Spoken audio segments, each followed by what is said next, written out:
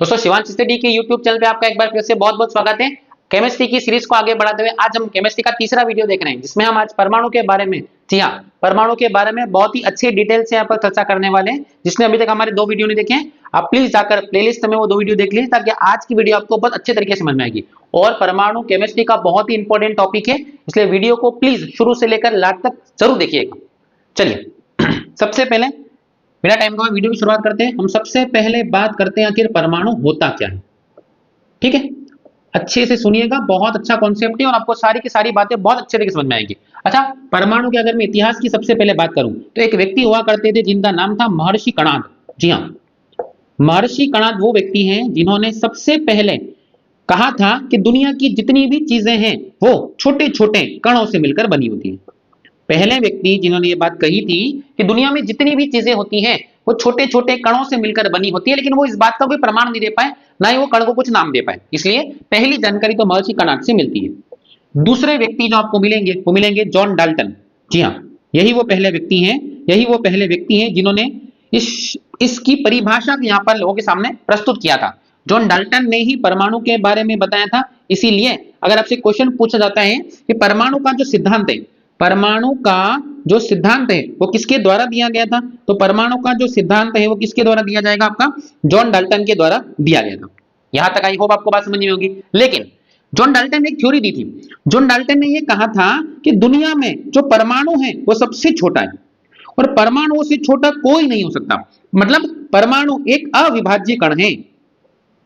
अविभाज्य का मतलब यह होगा कि परमाणु को कभी भी तोड़ा नहीं जा सकता, परमाणु कभी भी टूटेगा नहीं। लेकिन आगे चलकर, अच्छा जिस समय थ्योरी दी गई थी उस समय तो रिलायबल थी, लेकिन बाद में आगे चलकर ये थ्योरी कैंसिल होगी। क्यों? क्योंकि परमाणु के अंदर से ही कुछ तत्व निकलने लगे। जैसे कि आपने तत्वों के नाम सुने होंगे, इलेक्ट्रॉन, आपने नाम सुना होगा प्रोटॉन, और आपने नाम सुना होगा न्यूट्रॉन। तो आगे चलकर यही थ्योरी क्या होगी, आपका कैंसिल होगी। रदरफोर्ड ने अपना एक्सपेरिमेंट किया था, उस एक्सपेरिमेंट के अनुसार ये जो थ्योरी थी वो गलत साबित हुई। अब मैं अभी आपको बताऊंगा कि थ्योरी क्या थी, कैसे एक्सपेरिमेंट किया गया था। इस बात को फिर से रिकॉल करते हैं। हम क्या पढ़ रहे हैं, परमाणु। तो जो परमाणु होता है उसकी सबसे पहली व्याख्या महर्षि कणाद के द्वारा की गई थी। लेकिन महर्षि कणाद ने बोला था कि दुनिया की जितनी भी चीजें वो छोटे छोटे कणों से मिलकर बनी होती है, लेकिन वो उस बात को नाम नहीं दे पाए। लेकिन पहली जानकारी तो उन्होंने दे दी थी। दूसरी जानकारी किसके द्वारा दी गई, आपका जॉन डाल्टन के द्वारा दी गई। तो जॉन डाल्टन थे, उन्होंने परमाणु को क्या दिया, आपका सिद्धांत दिया है। तो परमाणु का सिद्धांत किसके द्वारा दिया गया, जॉन डाल्टन के द्वारा दिया गया।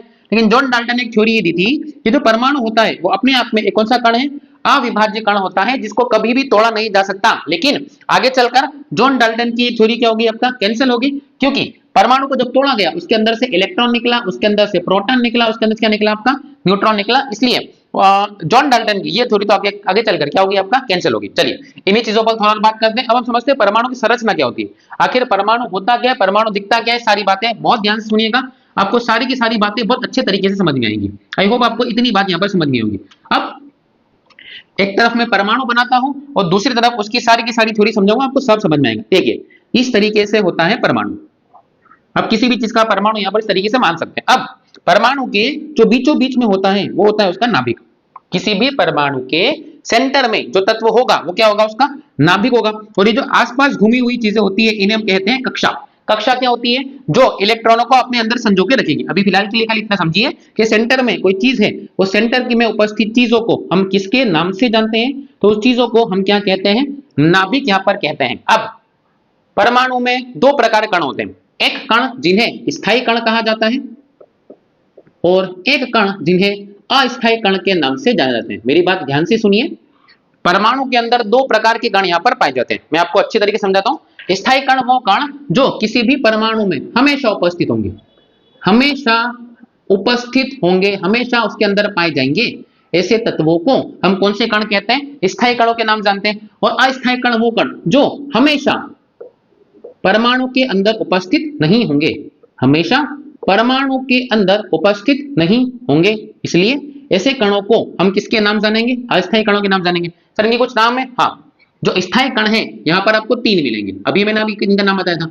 एक आपको देखने को मिलेगा इलेक्ट्रॉन, एक आपको देखने को मिलेगा प्रोटॉन, और एक आपको देखने को मिलेगा न्यूट्रॉन। किसी भी परमाणु में आपको ये तीन तत्व तो हमेशा मिलेंगे ही मिलेंगे। इसलिए इन तीन तत्वों को हमने कौन से तत्वों का नाम दिया है, स्थायी तत्वों का नाम दिया। वहीं अस्थायी तत्व जो हमेशा परमाणु के अंदर नहीं पाए जाएंगे, जैसे कि बोसॉन,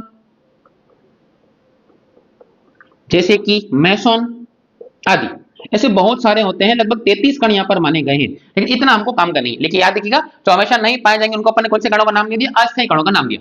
मैंने आपको बताया अभी स्थायी जो पाए जाएंगे, हमको इन तीन के बारे में यहाँ पर जानकारी प्राप्त होनी है कि इलेक्ट्रॉन क्या होता है, प्रोटॉन क्या होता है, न्यूट्रॉन क्या होता है। अब यहाँ समझिए, किसी भी परमाणु का जो नाभिक होता है, इस नाभिक के अंदर आपको दो कण मिलेंगे। नाभिक के अंदर एक तो प्रोटॉन पाया जाएगा और एक पाया जाएगा आपका न्यूट्रॉन। जी हाँ, किसी भी परमाणु के नाभिक के अंदर आपको दो कण हमेशा उपस्थित मिलेंगे। एक नाभिक के अंदर प्रोटॉन होगा और उसी नाभिक के अंदर क्या पाया जाएगा? न्यूट्रॉन। अब तीसरा जो बचता है वो बचता है इलेक्ट्रॉन। जो इलेक्ट्रॉन होता है वो किसी भी परमाणु के बाहर की तरफ क्या लगाएगा? चक्कर लगाएगा। किसी भी परमाणु के बाहर की तरफ क्या लगाता है? चक्कर लगाता है। तो मैंने आपको तीन तत्वों के बारे में जानकारी दी। पहला तत्व जहां मैंने आपको बताया प्रोटॉन, दूसरा तत्व मैंने आपको बताया न्यूट्रॉन, और ये दोनों की दोनों कहां होंगे? ये दोनों उपस्थित होते हैं किसी भी परमाणु के नाभिक में। सब नाभिक क्या होता है? नाभिक वो हो जो किसी भी परमाणु को क्या होगा? आपका केंद्र होगा। जो केंद्र में सॉलिड भाग होता है वो उस सॉलिड भाग को हमने क्या नाम दिया? नाभिक, जिसकी खोज रदरफोर्ड के द्वारा की गई थी। मैं आपको चीजें बताऊंगा आगे चलकर। और जो बाहर की तरफ चक्कर लगाता है, अर्थात जो इलेक्ट्रॉन है, वो इलेक्ट्रॉन किसी भी परमाणु के बाहर की ओर क्या लगाएगा? आपका चक्कर लगाएगा। और ये बाहर की तरफ अलग अलग कक्षाओं में अलग अलग इलेक्ट्रॉन की उपस्थिति होती है। आई होप आपको इतनी बात समझ में आई होगी। और इसी को हम परमाणु की किसके नाम से जाना जाता है? संरचना के नाम से जानते हैं। तो आई होप आपको परमाणु की संरचना समझ में आई होगी। मैं इन चीजों को एक बार फिर से अच्छे से समझाता हूं। देखिए, किसी भी परमाणु का केंद्रीय भाग उसका क्या होता है? नाभिक होता है। और नाभिक के अंदर दो कण हमेशा उपस्थित होंगे। पहला, उसके अंदर हमेशा प्रोटॉन पाया जाएगा। दूसरा, उसके अंदर हमेशा न्यूट्रॉन पाया जाएगा। तो प्रोटॉन और न्यूट्रॉन मिलकर कहलाएंगे न्यूक्लियॉन। जी हाँ, प्रोटॉन और न्यूट्रॉन दोनों को एक साथ अगर आप बोले तो उसको न्यूक्लियॉन यहां पर बोल सकते हैं। लेकिन परमाणु की जो सबसे बाहरी कक्षा है उसके अंदर कौन चक्कर लगाएगा? तो इलेक्ट्रॉन बाहर को चक्कर लगाता है। इन्हीं तीन तत्वों को मिलाकर हम कौन से तत्व कहते हैं? स्थायी तत्वों के नाम से जानते हैं। आई होप आपको ये बात समझ में होगी। तो किसी भी परमाणु के नाभिक में दो तत्व मिलेंगे आपको, प्रोटॉन और न्यूट्रॉन मिलेगा। और जो इलेक्ट्रॉन होगा वो कहां की तरफ चक्कर लगाएगा? बाहर की ओर चक्कर लगाएगा। और एक बात जो मैंने आपको अभी डिस्कस किया कि प्रोटॉन और न्यूट्रॉन अगर आप जोड़ देते हैं तो ये दोनों मिलकर किस चीज का निर्माण करेंगे? न्यूक्लियॉन का यहाँ पर निर्माण करते हैं। तो आई होप आपको इतनी बातें यहाँ पर समझ में आई होगी। चलिए अब एक एक करके हम कुछ परमाणुओं के मॉडल पढ़ते हैं। परमाणु के मॉडल का मतलब क्या होता है? परमाणु के मॉडल का मतलब होता है कि अलग अलग लोगों ने परमाणु को लेकर अलग अलग थ्योरी दी है। किसने परमाणु को क्या माना है, किसने परमाणु क्या माना है। चलिए इसके पहले मैं आपको एक कॉन्सेप्ट और समझाता हूं। अगर हम परमाणु को नापना शुरू करते हैं, नापने का मतलब यह होता है कि अगर परमाणु का आकार नापा जाएगा तो वो किस यूनिट में नापा जाएगा, और परमाणु को त्रिज्या नापी जाएगी तो वो किस यूनिट में नापी जाएगी। ध्यान से सुनिएगा सारी बातें आपका। अगर मैं बात करता हूं कि ये हो जाएगा परमाणु की त्रिज्या, और अगर इसी के सेंटर में पाई जाएगी क्या? नाभिक पाया जाता है आपका। अब अगर मैं आपसे दोनों की त्रिज्या पूछता हूं तो ध्यान से सुनिएगा, यहाँ पे एक लॉजिक काम करेगा आपका। अगर ये सेंटर है तो ये हो जाएगा त्रिज्या। अब ये जो त्रिज्या है ये किस चीज की त्रिज्या है? तो साहब ऑब्वियस ही बात है, ये तो डायग्राम में ही दिख रही है कि ये कौन सी त्रिज्या कहलाएगी? आपका परमाणु की त्रिज्या कहलाएगी। लेकिन अगर मैं आपसे ये पूछता हूं कि ये बताइए ये किस चीज की त्रिज्या है, तो आप इसको देखकर फिर कहेंगे साहब ये जो त्रिज्या कहलाएगी ये तो नाभिक की त्रिज्या दिख रही है, तो इसी त्रिज्या को हम नाभिक की त्रिज्या का नाम देंगे। तो हमारे पास दो त्रिज्या होगी।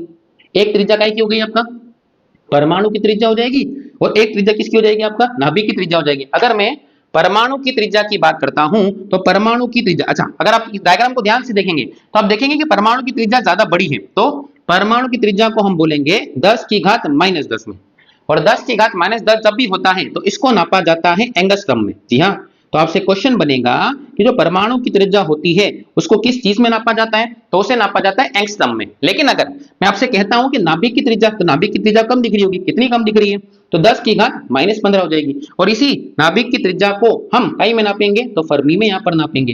तो हमको यहाँ पर फिर दो डेटा पता चला। पहला डेटा कि परमाणु की त्रिज्या किस में नापी जाती है? तो 10 होती कितनी है?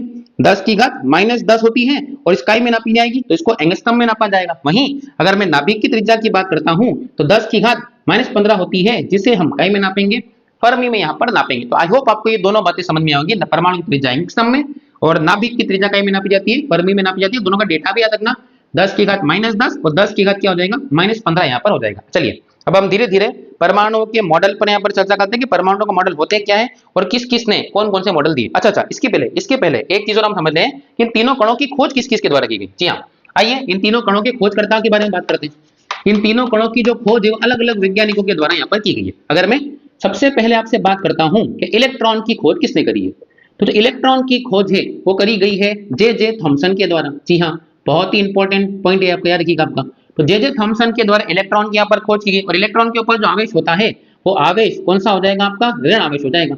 ऋण आवेश होने के कारण ही तो वो बाहर की ओर क्या लगाएगा, आपका चक्कर लगाएगा।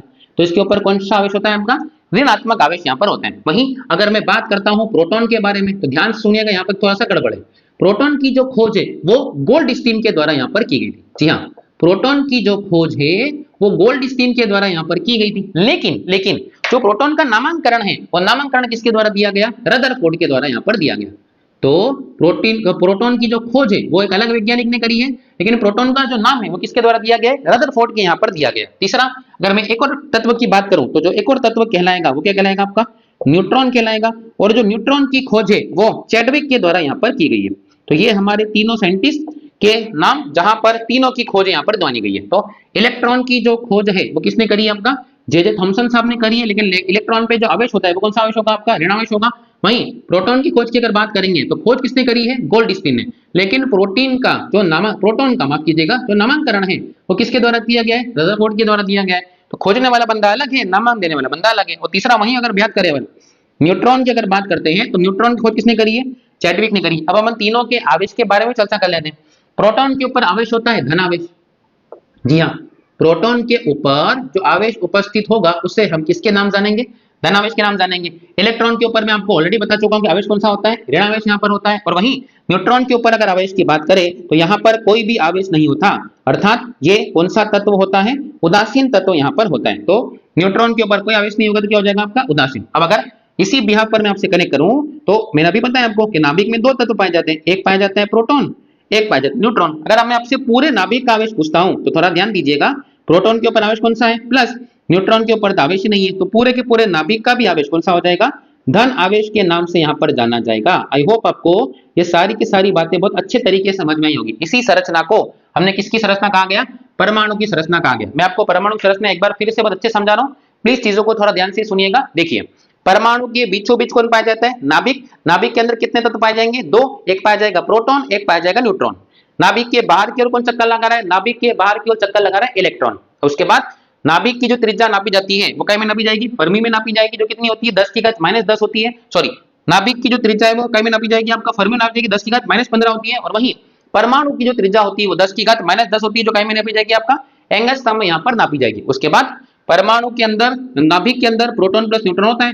प्रोटॉन के ऊपर कौन सा आवेश है, धन आवेश। न्यूट्रॉन के ऊपर कोई आवेश नहीं होता, इसलिए जो नाभिक होगा उसके ऊपर कौन सा आवेश होगा, और कौन सा आवेश मानेंगे, उसको धन आवेश के रूप में यहाँ पर मानेंगे। उसके बाद तीनों की खोज करता पड़ेंगे अपन। प्रोटॉन की खोज गोल्डस्टीन ने करी है, नाम रदरफोर्ड ने दिया है। इलेक्ट्रॉन खोज जे थॉमसन ने करी है, नाम भी इसी ने दिया है, लेकिन आवेश कौन सा हो जाएगा, आपका ऋणात्मक आवेश हो जाएगा। और न्यूट्रॉन की जो खोज है वो चैडविक ने करी है, लेकिन इसके ऊपर कोई भी आवेश नहीं होता, अर्थात ये क्या होता है, उदासीन होता है। मैं थोड़ा साइड में हटता हूँ, इन चीजों का थोड़ा सा गौर कीजिए, थोड़ा ध्यान दीजिए, चाहे तो इसका स्क्रीनशॉट ले लीजिए ताकि ये आपके नोट्स बनाने में काफी हेल्प करेंगे।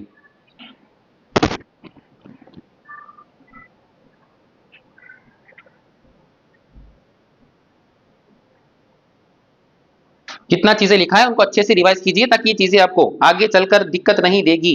ये चीजें आपको आनी चाहिए, बहुत इंपॉर्टेंट चीजें हैं।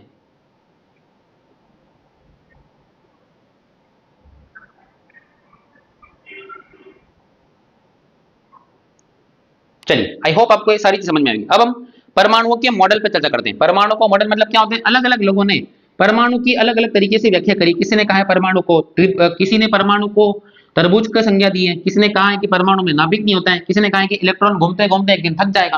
तो ऐसे अलग अलग लोगों ने अलग अलग थ्योरी दी है, और इसी थ्योरी को हमने परमाणु का मॉडल का नाम यहाँ पर दिया है।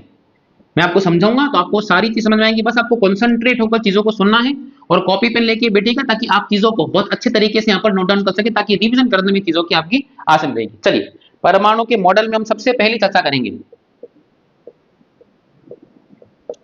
परमाणु मॉडल में तो सबसे पहली चर्चा करेंगे वो करेंगे जे थॉमसन का मॉडल। जी हाँ, पहला जो मॉडल है वो जे थॉमसन का मॉडल है।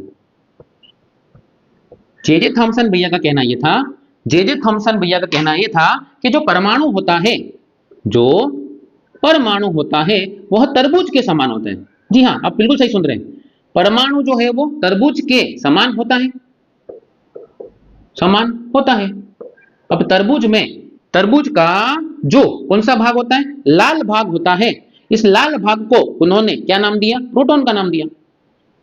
तरबूज के अंदर का जो लाल हिस्सा होगा उन्होंने उसको क्या नाम दे दिया, प्रोटॉन का नाम दे दिया। और बीच बीच में तरबूज के जो बीज होते हैं उन बीजों को इन्होंने नाम दिया किस चीज का, इलेक्ट्रॉन का यहां पर नाम दिया।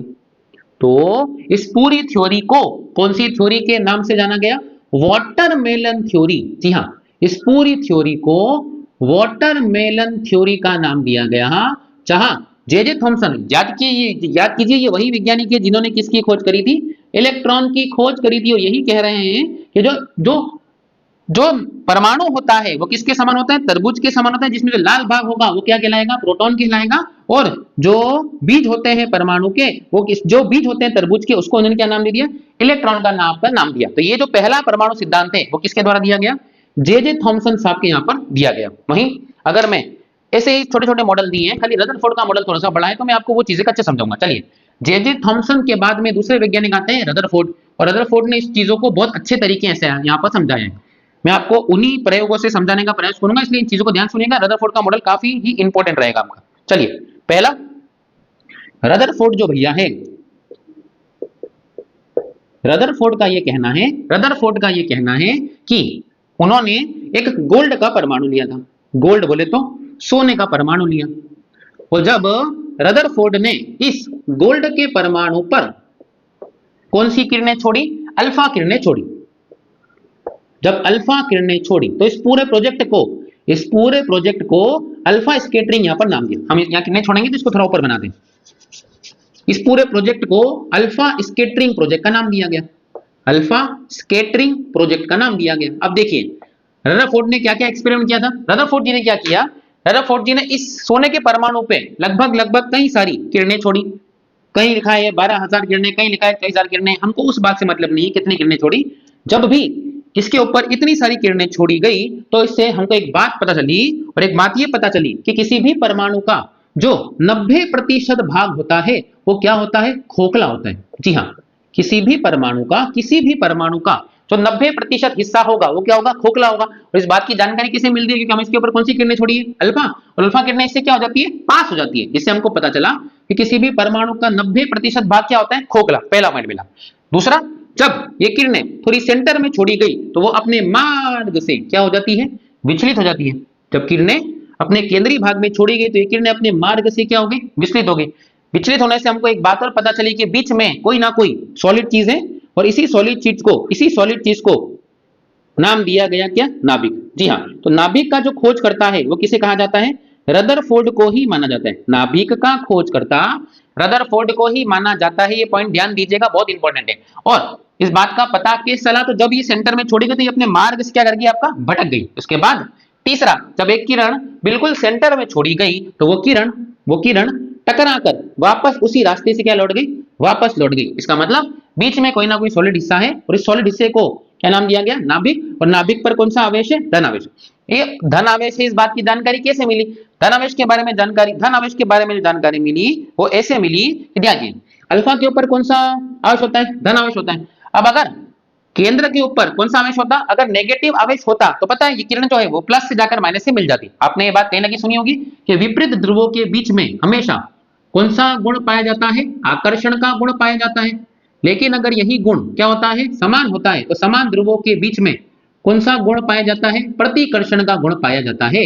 इसलिए इसके अंदर क्या हो रहा है, प्रतिकर्षण। वो अपने रास्ते से क्या करके भटक गई, मतलब कौन सा गुण हो गया, प्रतिकर्षण गुण हो जाएगा। इसलिए जब अल्फा किरण को छोड़ा गया तो इसमें प्रतिकर्षण का गुण हुआ, और प्रतिकर्षण का वो अपने रास्ते से क्या कर गई, भटक गई। इसका मतलब बीच में नाभिक के ऊपर कौन सा आवेश होता है, धन। और ये बात हम पहले पढ़ चुके हैं ऑलरेडी आपका इसमें। तो इतनी जानकारी किसके मॉडल से मिलती है हमको, परमाणु के मॉडल से मिलती है। अर्थात अभी के जो परमाणु मॉडल है उसमें रदरफोर्ड की स्टडी बहुत ही ज्यादा रिलेवेंट है। उन्होंने जो जो बातें बताई कि तो सारी बातें सरल है, बहुत सही, सारी बातें सही है कि 90% परमाणु क्या होता है, खोखला होता है। बीच में कोई ना कोई सॉलिड हिस्सा जिसे नाभिक नाम दिया गया, और उसके ऊपर कौन सा आवेश होता है, धन आवेश यहाँ पर होता है। तो ये सारी थ्योरी आज भी उसी मात्रा में क्या मानी जाती है, रिलेवेंट यहाँ पर मानी जाती है। तीसरा, अगर मैं परमाणु मॉडल की बात करूं तो तीसरा परमाणु मॉडल दिया है मैक्सवेल के द्वारा। जी हाँ, तो हम इसके पहले दो परमाणु मॉडल पढ़ चुके हैं। पहला मॉडल हमने जो पढ़ा था वो जे थॉमसन भैया का मॉडल था। जे थॉमसन भैया ने ये कहा था कि जितने भी परमाणु होते हैं वो किसके समान होते हैं, तरबूज के समान होते हैं। इन बातों को मैं आपको एक बार फिर से कनेक्ट कर रहा हूं, ध्यान सुनिएगा। जे थॉमसन का जो परमाणु मॉडल है, जे थॉमसन भैया ने परमाणु को क्या नाम दिया था, तरबूज का नाम दिया। और इस तरबूज में जो बीज होते हैं उसको उन्होंने क्या दे दिया, इलेक्ट्रॉन का नाम दिया। रदरफोर्ड भैया ने पूरी थ्योरी समझा दी। अब जो तीसरे वैज्ञानिक आए थे उनका नाम था मैक्सवेल, और मैक्सवेल ने जो थ्योरी दी थी, मैक्सवेल का कहना था कि कोई भी परमाणु, ध्यान से सुनिएगा, परमाणु का मॉडल इंपॉर्टेंट होते हैं, बहुत सारे बच्चों को बनते ही नहीं है, स्टेटमेंट के रूप में आपसे क्वेश्चन पूछ जाएंगे। अब मैं आपको दो मॉडल एक ही से समझाऊंगा, ध्यान समझिएगा। मैक्सवेल भैया का कहना था कि जब भी परमाणु अपनी कक्षा में चक्कर लगाएगा, जब भी कोई इलेक्ट्रॉन, माफ कीजिएगा, जब भी कोई इलेक्ट्रॉन अपनी कक्षा में क्या लगाएगा, चक्कर लगाएगा, तो एक दिन ऐसा आएगा, एक दिन ऐसा आएगा जब वो परमाणु की जो कुल ऊर्जा है उसका क्या हो जाएगा, खात्मा हो जाएगा, मतलब कुल ऊर्जा क्या हो जाएगी, समाप्त हो जाएगी। और जिस भी दिन ये ऊर्जा समाप्त हो जाती है, वो जो इलेक्ट्रॉन है वो घूमता घूमता कहां गिर जाएगा, नाभिक में गिर जाएगा, और उस पूरे के पूरे परमाणु का क्या हो जाएगा, अंत हो जाएगा। ये बात किसके द्वारा कही गई, ये बात कही गई मैक्सवेल के द्वारा।